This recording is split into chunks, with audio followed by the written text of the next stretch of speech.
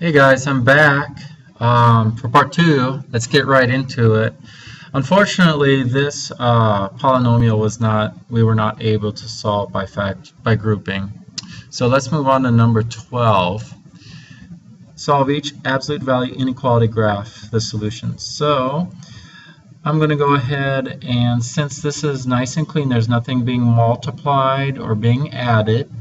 So we're going to have 3x plus 5 less than or equal to 8. And then move this symbol over here and put a negative 8. Now we have what's called a compound inequality. We're going to subtract 5. Remember, we're isolating the x in the middle.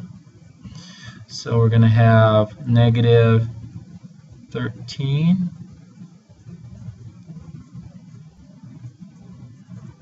Okay, and we'll divide by 3 to isolate that x. So we're going to have negative 13 thirds. Alright, so to graph this, since we have an equal sign, x is less than or equal to 1. And we're going to shade this direction. And x is greater than or equal to negative 13 thirds. And negative 13 thirds is approximately negative 4.3. So about right here. So equal sign, close dot, in this direction. Hopefully you're doing these problems before you watch the video and not with me. Okay, so on this one, we're going to have and move the symbol over here and put a negative 3. Then we're going to solve for x.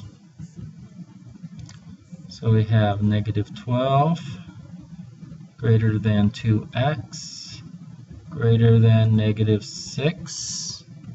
And we're going to divide everything by 2. We got negative 6. Alright, so you got to be careful here. It's going to be x is greater than negative 3 or x is less than negative 6. So no equal sign, so at negative 3 we're going to do an open dot. It says x is greater than, so we're going to shade this direction towards the bigger numbers.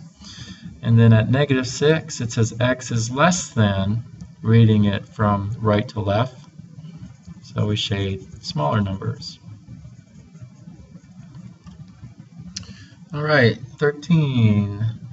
So we want to evaluate, here's 3 functions. We want to evaluate each composite function. So the first composite function is putting h into g.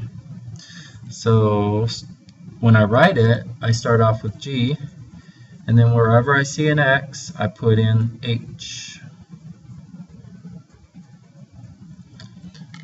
So I just put this function, which is function h, I put that into g everywhere I see an x. So then I'm going to simplify this, and there you go. Alright, another way of doing this, another format for writing composition with a circle. Here we're plugging in 2 into g.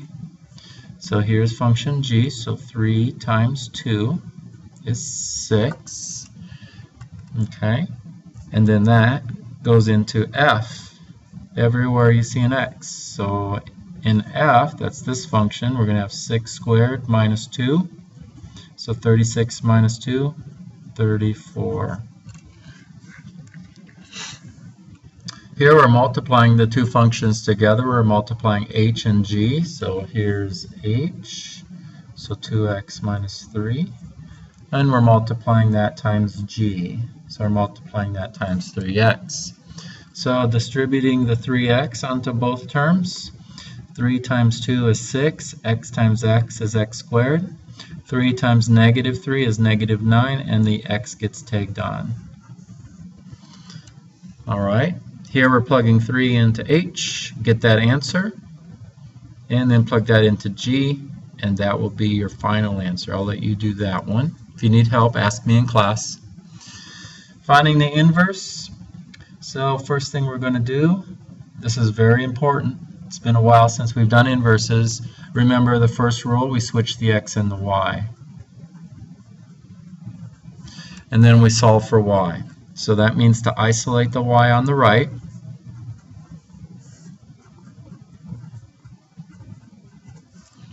Okay, undo multiplication with division. So our inverse, don't forget the correct notation, that means inverse of y is going to be 1/3 x plus 2/3. The inverse of a linear function is another linear function. Okay, now I'll let you try that one on your own. For time's sake, I've got to move a little bit faster here, so I won't be doing every problem like I have been doing. So solve the following system of equations. So we used, for pre-AP, we used the Gaussian method, Gaussian elimination method, and we've also used matrices on our calculator. So the Gaussian elimination method, remember we set up the matrix. For this one, let's go ahead and put this one into the calculator. So let me clear the memory. Go into matrix, so second matrix, edit, it's 2 equations, so 2 rows, 3 columns, so it's a 2 by 3. Plugging in our numbers, 526, 9222. We're going to quit out of there, go back in, go to math. Rough Riders eat fish, which is option B. Go back in, choose the matrix we want to solve, press enter. So x is the first column, so x equals 4. Y is in the second column, so y equals -7.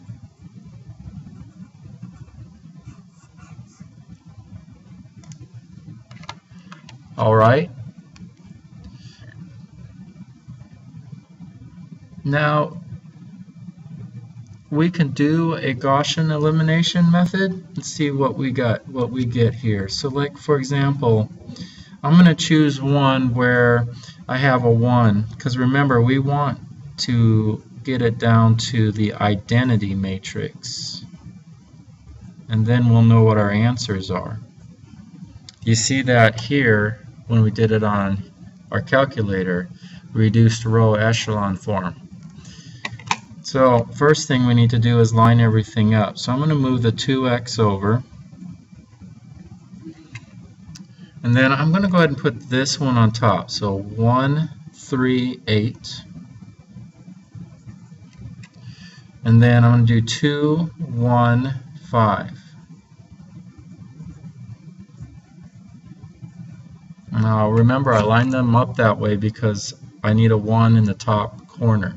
So now I want to get a 0 here. So I'm going to multiply row 1 by -2. And then I'm going to add it to row 2 to make a new row 2. So -2 times 1, it's -2, plus 2 is 0. -2 times 3 is -6, plus 1 is -5. -2 times 8 is -16. -16 plus 5 is -11.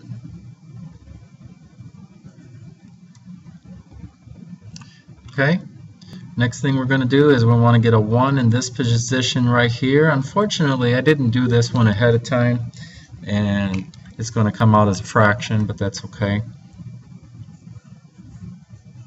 We like fractions, don't we, guys? We're going to divide row 2 by -5. That's going to get us a 1 in this position. So 0, 1, And then negative 11 divided by negative 5 is 11/5. And then this row will stay the same. So I'm going over here.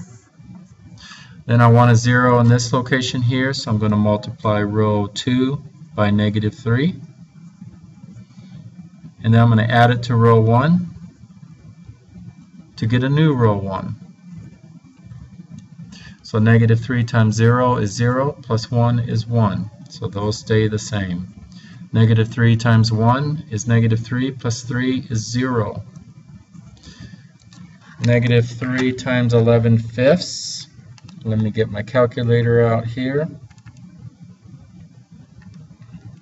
So 11/5 times negative 3 plus 8 is going to give us 7/5.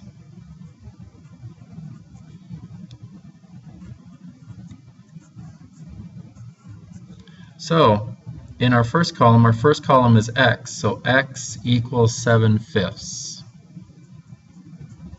and y equals 11/5 for f.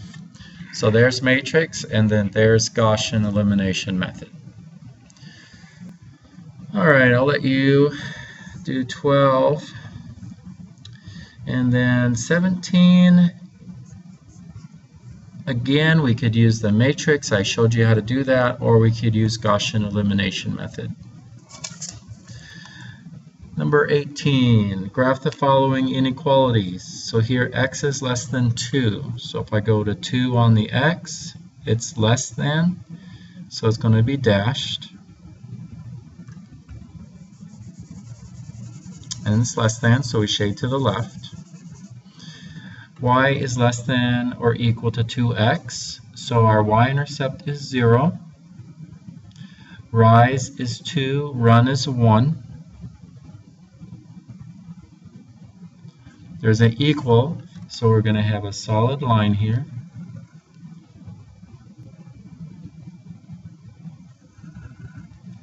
Okay, less than, so we're going to shade down or below it. And then here we got 2, so we're going to go up to 2 for our y-intercept. Rise over run, down 3, run 1, so down 3, run 1, down 3, run 1, down 3, run 1, and we have an equal sign, so we'll do a solid, and this is a greater than, so we're going to shade up. So where do they overlap? Looks like they overlap in this little bitty triangle right here. That's where the solutions are located, in the shaded region, on the solid borders, not on the dashed. Which ordered pair lies in the solution? So let's see, 2, 5. So 2, 5. 1, 2, 3, 4, 5. So no. 2, 0. So 1, 2. It's on the dashed line, so no. 0, 0. No. 122 up here? No. Okay?